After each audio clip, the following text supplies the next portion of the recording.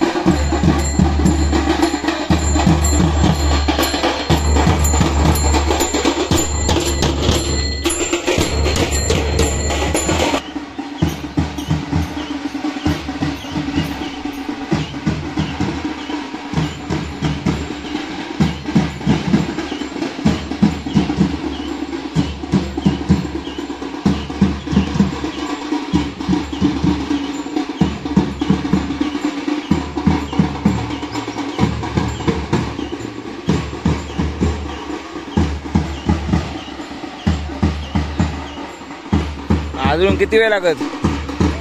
अजून किती वेळ लागत वर मंदिरात जाऊ? राईट आहे बा.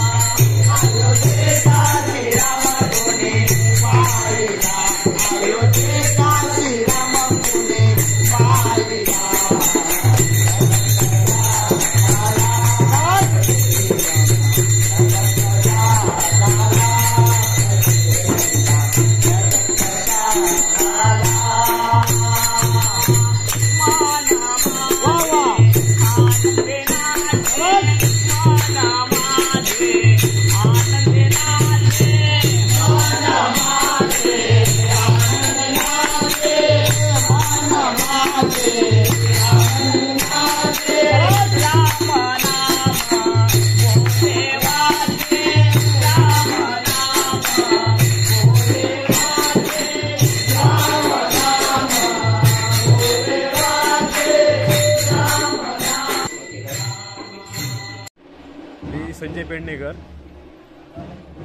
रामदास सेवा मंडळाने आमची आज रामाची पालखी कनकादित्यच्या मंदिरात आलेली आहे आणि कनकादित्यच्या म्हणजे सूर्याच्या कुळातून रामाचा जन्म म्हणजे झालेला आहे. त्याच्यामुळे त्याच्या भेटीसाठी रामाला इथे आम्ही आणलेलं होतं आणि उद्या रामाची रामनवमी आहे. तो उत्सव उद्या होईल आणि हे सूर्य मंदिर आहे हे जवळजवळ 1000 वर्षापूर्वीचं आहे. याच्यावर हा ताम्रपट आहे, हा तांब्याचा पत्रा याच्यावर बसवलेला आहे आणि ते सूर्य मंदिर जे आहे असलं जरी तरी इथे एक कणिका नावाची एक गणिका होती. तर इथून एक जहाज चाललेलं होतं समुद्र किनाऱ्यावरून. ते जहाज तिथे अडकलं, तिथून ते काय पुढे जायला तयार नाही. मग ते खलाशी झोपल्यानंतर त्यांच्या स्वप्नात दृष्टांत दिला देवाने की मला इथे उतरून ठेवा म्हणून समुद्र किनाऱ्यावर. म्हणजे सूर्याची मूर्ती होती आतमध्ये. सूर्याची मूर्ती जी होती ती त्यांनी तिथे उतरवून ठेवली. आणखी मग ते जहाज पुढे निघून गेलं. मग इथे जी राहणारी कनका नावाची जी गणिका होती तिच्या स्वप्नात दृष्टांत झाला की मी इथे समुद्र किनाऱ्यावर आलेलो आहे, तर मला इथून घेऊन जा आणि माझी तिथे तुझ्या घराजवळ स्थापना कर. मग तिने गाववाल्यांना सगळ्यांना ती घेऊन गेली. आणखीन तिथे त्यांना त्या गुहेत मूर्ती सापडली. तर तिचा तई देवघडी बीज जो म्हणतात तो तीच गुहा आहे ती. मग तिथून ती मूर्ती इथे आणून तिची स्थापना केली आणि मग इथे मंदिर बांधलं आणि त्या बाईच्या नावावरून गणिका बाईच्या याला कनकादित्य असं नाव पडलं. ओके, ठीक आहे, धन्यवाद.